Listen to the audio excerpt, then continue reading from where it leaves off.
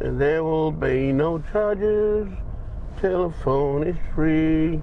Gooniyandi country in the central Kimberley. And tour guide Ronnie is feeling musical.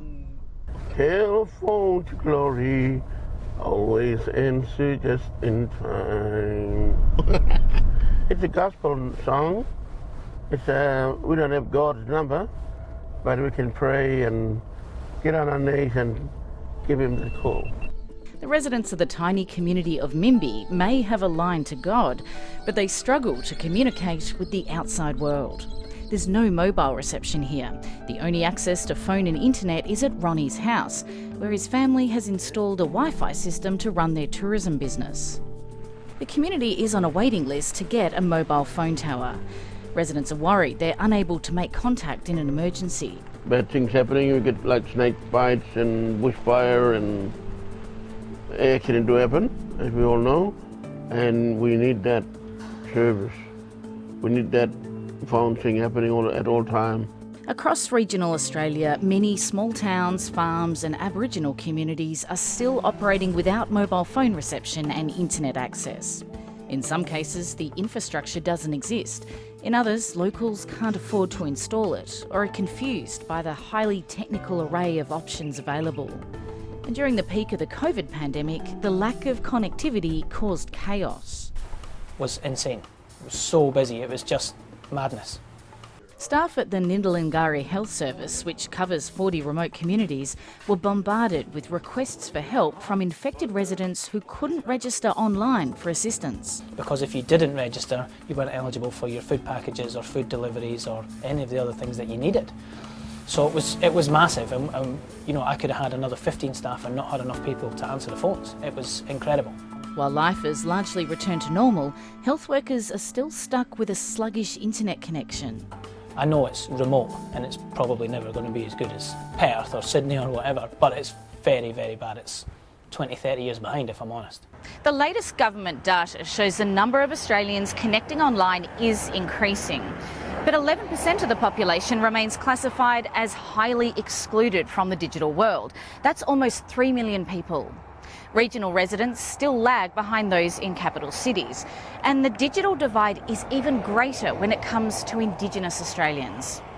And the situation could be even worse than the data shows, because until now, people in remote Aboriginal communities were never even surveyed. And we're talking about, you know, the most vulnerable, low-income people in the country, not able to access the services that are critical and targeted at the most vulnerable people. Daniel Featherstone is part of a research team touring remote Australia, gathering data and witnessing firsthand the lack of telecommunications. In one community, a man had his bank account shut down because the phone line was so bad the call centre thought he was a scammer. He had to fly 500 kilometres to reopen it.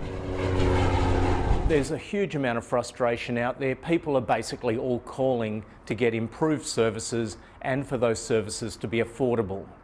The federal government's committed to making all of its services available online by 2025, but says face-to-face options such as Centrelink offices will remain. We won't see any reduction in the number of Centrelink and Medicare offices beyond what we've inherited, so that's good. That's little consolation to those living remotely, who have the most to gain from online services, but still aren't logged on. So we're outside your house here, Nina. How much reception have we got? We've only got a 1 bar, 3G. All right, so it says calling. Yeah. No, couldn't get it now. Katrina Sherrill lives at the Mullager community. She says they've been promised a mobile phone tower, but don't know when it will be installed. Our phone reception, we only get it in certain places. I get it on my veranda.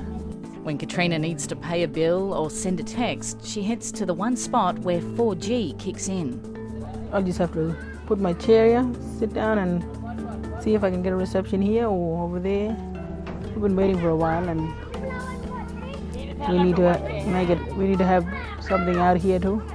So if ever I come to Mullager looking for you, I'll just look up to this spot on the veranda and you'll probably be standing I'll probably be here. A daily routine she hopes won't be needed much longer. Let me go.